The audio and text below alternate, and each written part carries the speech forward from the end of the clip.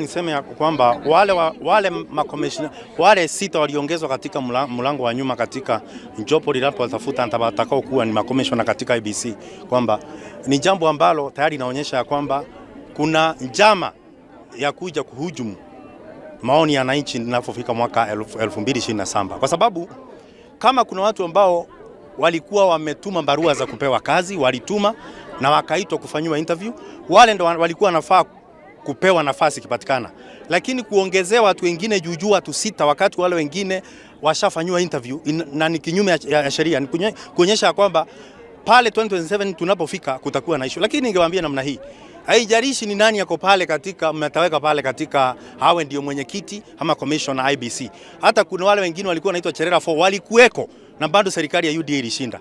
Maoni ya wananchi bado itakuja kukamilika na watafanya venye wanataka. Kwa hivyo ningesema kwamba kufuatwe sheria, ni kinyume ya sheria kuongeza watu kwa njia isiyofaa. Na hiyo inaonyesha waziwazi kuna njama ficha, kwa sababu uchaguzi hauimbiwi 2027.